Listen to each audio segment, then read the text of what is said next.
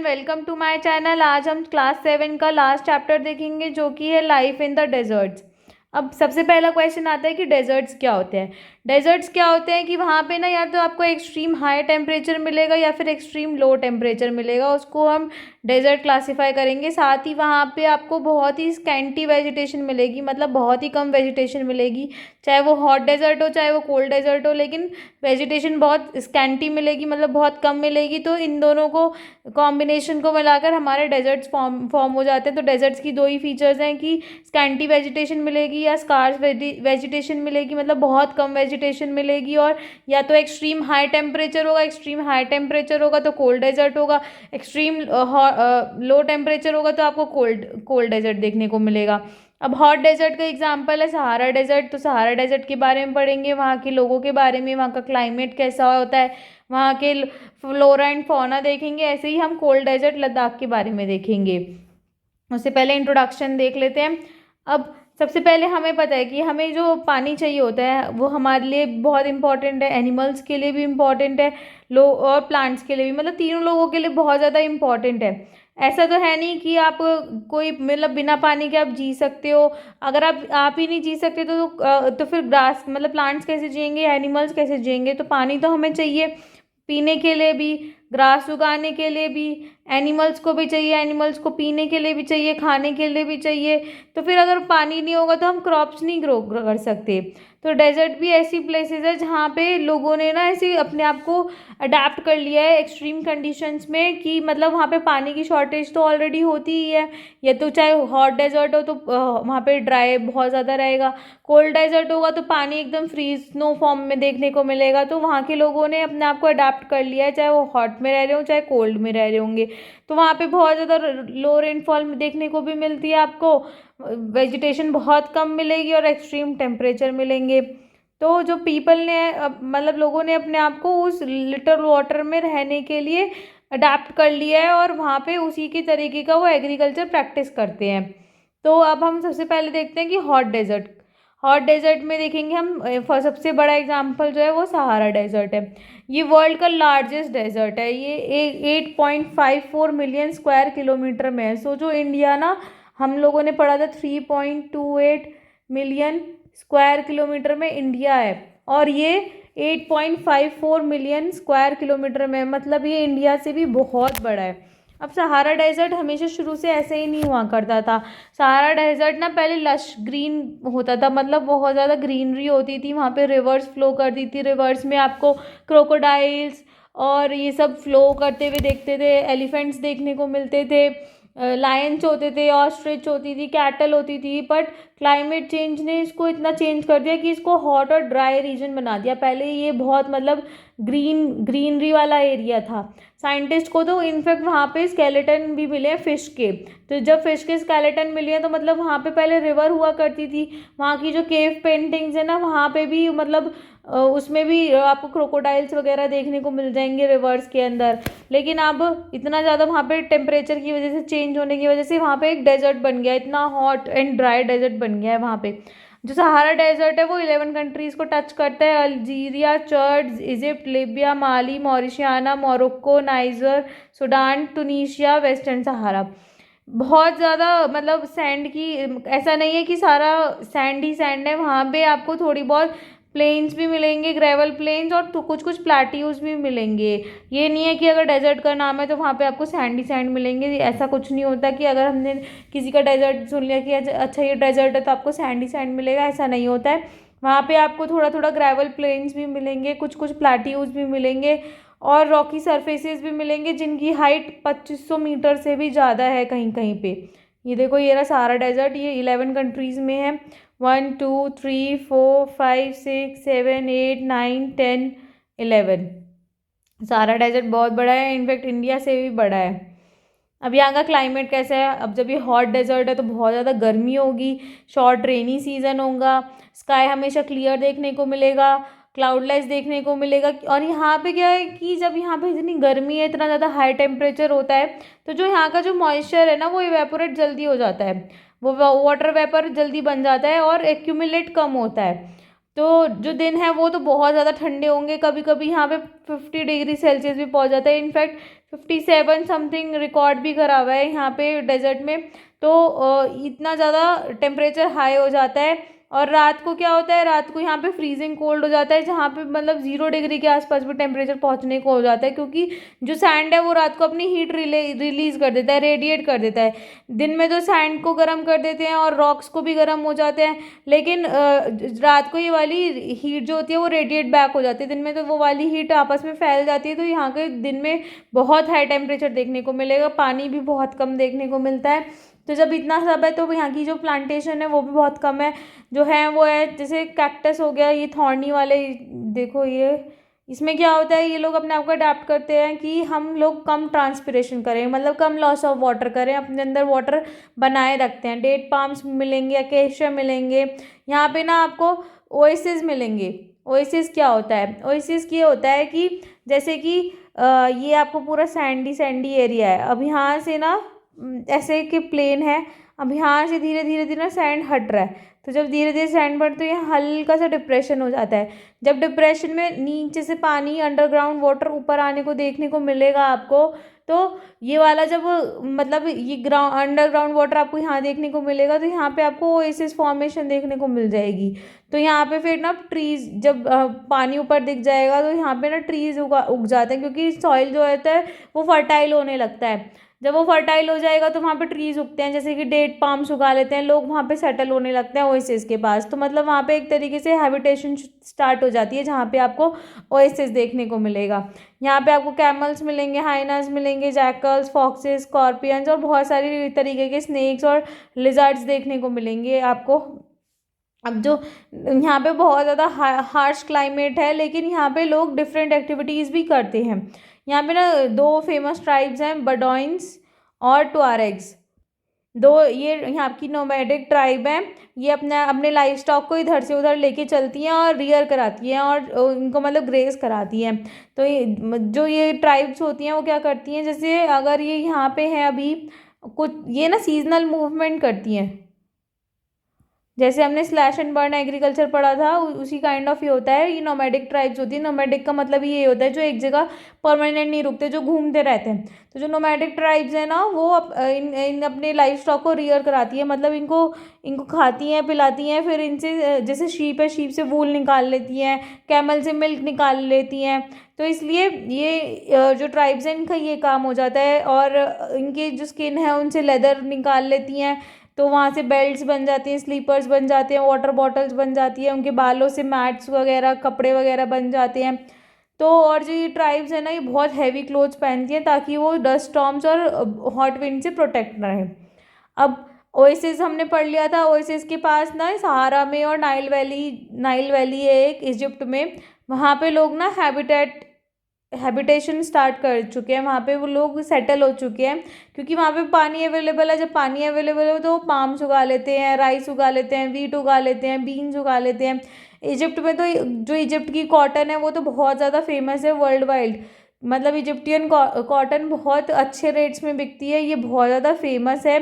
यहाँ पे ऑयल की डिस्कवरी भी स्टार्ट हो गई है, जिसकी वजह से यहाँ पे सहारा डेजर्ट में लगातार ट्रांसफॉर्मेशन हो गई। अब ऑयल क्या है, ऑयल बहुत यूज़फुल रिसोर्सेज है आजकल। ऑयल पे मतलब बहुत सारी इकोनॉमीज डेवलप हो गई हैं, जैसे सऊदी अरेबिया हो गया, यूएई हो गई, इतनी ज़्यादा टेक्नोलॉजी एडवांस्ड कंट्रीज़ हो गई हैं क्योंकि सिर्फ एक ऑयल की वजह से। क्योंकि यहाँ का अब इंडिया क्या है, इंडिया इंपोर्ट करता है बहुत सारा ऑयल, मतलब most of the oil import करता है। तो यहाँ की कंट्रीज़ इसलिए ही पॉपुलर हो रही हैं और इसलिए इतनी रिच होती जा रही हैं, क्योंकि यहाँ पे ऑयल एक्सट्रैक्शन बहुत ज़्यादा है। तो अब सहारा डेजर्ट के अराउंड भी अल्जीरा में, लीबिया में, इजिप्ट में बहुत ज़्यादा ऑयल एक्सप्लोर हो रहा है, तो फिर वहाँ पे ट्रांसफॉर्मेशन हो रही है।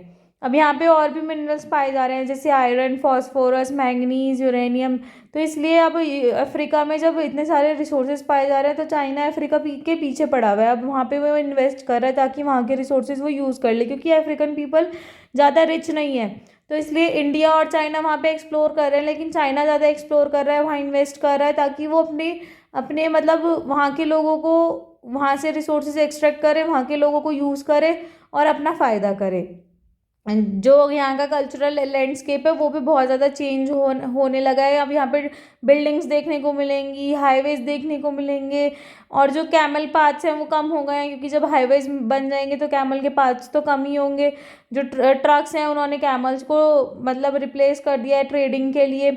तो जो टुआरेग्स है वो अपने आप को अब नोमैडिक ट्राइब से ज़्यादा वो अपने आप को अब गाइड्स की तरह ट्रीट करते हैं। उन्होंने अपने आप को इस प्रोफेशन में डाल लिया कि वो गाइड करेंगे फॉरेन टूरिस्ट को। अगर हम कहीं जाते हैं तो हमें भी वहाँ का अगर लैंग्वेज नहीं आती या फिर अगर हमें कुछ समझना है तो हम वहाँ का लोकल पीपल को उठा लेते हैं, तो उनको हम गाइड बोलते हैं। तो टुआरेग्स जो ट्राइब है वो अपने आप को ट्रांसफॉर्म करके गाइड की तरह एक्ट कर रही हैं। और जो बहुत सारे नोमैडिक पीपल थे वो अब सिटी लाइफ में जा रहे हैं, वहाँ जाके सेटल हो रहे हैं, वहाँ जाके ऑयल और गैस का एक्सप्लोरेशन कर रहे हैं, उसमें काम कर रहे हैं कि और कुछ मतलब अपना अर्निंग का डिफरेंट मोड देखने लगे हैं। अब दूसरा है कोल्ड डेजर्ट लद्दाख। अब जो लद्दाख है ना वो 2 वर्ड से मिलके बना है, ला जिसका मतलब है माउंटेन पास, और दूसरा है दाक जिसका मतलब है कंट्री, मतलब माउंटेन वाली कंट्री। ऐसे अगर हम करें तो ये ना कोल्ड डेजर्ट में आता है। अभी सहारा जो हमने पढ़ा था वो था हॉट डेजर्ट, ये है कोल्ड डेजर्ट। तो ये हमारे ग्रेट हिमालयाज में मिलेगा। इसके ईस्ट साइड में आपको जम्मू एंड कश्मीर देखने को मिल जाएगा, नॉर्थ साइड में काराकोरम रेंज देखने को मिलेगी। दिखाती हूँ, ये रहा हमारा लद्दाख।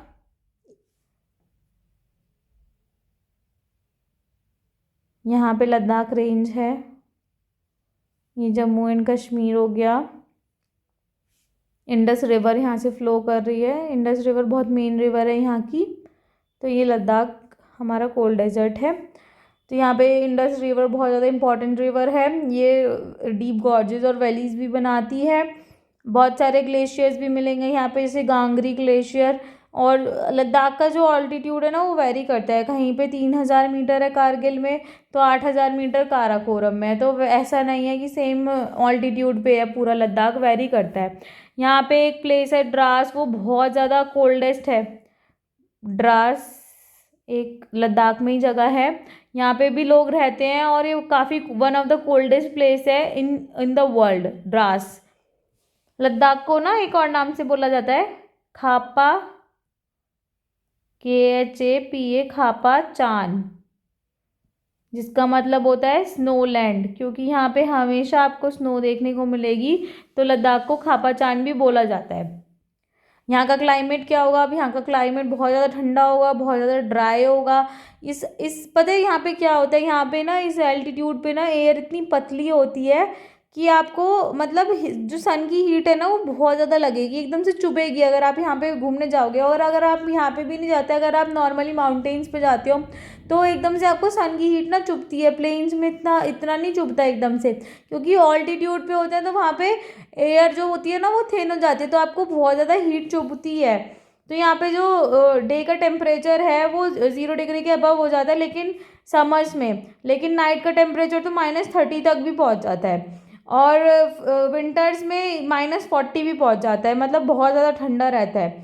अब ये रेन शेडो एरिया में रहता है तो यहाँ पे रेनफॉल बहुत कम है। जैसे अगर ये हिमालयाज है तो ये होता है रेन जहाँ पे होती है विंडवर्ड साइड, और जहाँ पे जब ये टकरा के यहाँ पे रेन नहीं होगी तो यहाँ पे उसको बोल देते हैं रेन शेडो रीजन। ये हमने पढ़ा भी था और आगे भी पढ़ेंगे, इसको रेन शेडो रीजन बोल देते हैं। तो जो लद्दाख है वो रेन शेडो रीजन में आता है, और लद्दाख जो हिमालयाज है यहाँ पे ही बारिश कर लेते हैं, ये रेन शेडो रीजन में आता है जो हमारा लद्दाख है। अब क्या होता है कि अगर आप लद्दाख में बैठे हो और एक साइड आपका सन में है, और जैसे आप बैठे हो आपके पैर सन की तरफ आ रहे हैं और इधर कोई सनलाइट नहीं है, ये आपकी अपर बॉडी हो गई, ये आपका फेस हो गया, ये यहाँ पे आपकी सनरेज आ रही हैं, तो इतना, और ये आपके हैंड्स हैं वो सनलाइट में नहीं है, तो आपको इतना यहाँ पे हीट फील होगा कि आप यहाँ पे मतलब सन स्ट्रोक्स भी हो जाएंगे, आपको इतनी ज़्यादा हीट फील होगी। और यहाँ पे इतना ज़्यादा ठंडा फील होगा क्योंकि सनलाइट में नहीं है कि आपको फ्रॉस्ट बाइट हो जाएंगे। मतलब लद्दाख में आप ये दोनों चीज़ें एक टाइम पे एक्सपीरियंस कर सकते हैं कि बहुत ज़्यादा अगर मतलब सनलाइट आ रही है तो वो बहुत ज़्यादा फील होती है आपको, एकदम से ऐसे चुभने वाली चीज़ होती है, जैसे बोलते हैं ना सनबर्न होना, वैसे वाला हो जाता है, क्योंकि बहुत ज़्यादा एकदम से चुभने वाली लाइट पड़ती है आपके ऊपर। और दूसरी साइड आपको इतना ठंडा मिलेगा कि अगर सनलाइट में नहीं जाओगे तो ऑलरेडी आप लोग मतलब ऐसे फ्रीज हो जाओगे, बहुत ठंडा होता है लद्दाख में। अब यहाँ पे वेजिटेशन तो बहुत कम होगी, कहीं कहीं पे भी थोड़ी थोड़ी ग्रासेस देखने को मिल जाएगी, थोड़ी थोड़ी श्रब्स देखने को मिल जाती है, वहीं पे एनिमल्स ग्रेज कर लेते हैं। यहाँ पे आपको विलोज और पॉपुलर्स देखने को मिलेंगे। जो विलोज है ना, विलोज ना बहुत अच्छा मतलब अच्छे, अगर आपको विलो ट्री है तो वो क्रिकेट बैट्स बहुत अच्छे बनाते हैं, मतलब उसकी जो वुड होती है उससे ना बहुत अच्छे क्रिकेट बैट्स बनते हैं विलोज से। और आपको समर्स में फ्रूट ट्रीज मिलेंगे, एप्पल्स तो फेमस हैं जम्मू एंड कश्मीर एंड लद्दाख के, वॉलनट्स देखने को मिलेंगे, एप्रिकॉट्स देखने को मिलेंगे, सैफरॉन भी उगता है यहाँ पे, सैफरॉन। और यहाँ पे आपको रॉबिन्स मिल जाएंगी, बर्ड्स में robins, redstarts, Tibetan snowcock, raven, hoopoe, ये सब आपको कुछ कुछ माइग्रेटरी बर्ड्स में मिल जाएंगी, कुछ कुछ नेटिव भी। माइग्रेटरी बर्ड्स वो होती हैं जो सीजन चेंज होता है तो माइग्रेट करते हैं from one place to another. Animals में आपको गोट्स मिल जाएंगी, शीप मिल जाएंगी, ये याक मिल जाएगा, और डॉग्स भी मिलते हैं स्पेशल काइंड के। याक का मिल्क यूज़ करते हैं यहाँ पे मोस्टली चीज़ और बटर बनाने के लिए। और जो शीप का हेयर्स होते हैं उनको मतलब कपड़े बनाने के लिए यूज़ करा जाता है, जो वूल। यहाँ पे एक स्पेशल शीप मिलेगी आपको, चिरू, शीप नहीं है, मतलब ये एंटीलोप है, इसको तिब्बतन एंटीलोप भी बोलते हैं, तिब्बतन एंटीलोप। ये प्रोटेक्टेड है, इसकी जो वूल होती है ना वो बहुत महंगी होती है, इसको बोलते हैं शहतूश। शहतूश बहुत फाइन क्वालिटी का इसका वूल होता है, बहुत लाइट वेट होती है और बहुत महंगी होती है। अभी ये प्रोटेक्टेड स्पीशीज़ है तो हम इतना ज़्यादा एक्सट्रैक्ट नहीं कर सकते, इतना ज़्यादा मतलब इसको रियर नहीं कर सकते, लेकिन इसकी जो मतलब अच्छे खासे रेट्स में बाज़ार में बिकती है इसकी वूल। अब यहाँ के लोग या तो बुद्धिस्ट मिलेंगे या मुस्लिम्स मिलेंगे, मोस्टली मोस्टली तो वैसे मुस्लिम्स ही मिलते हैं।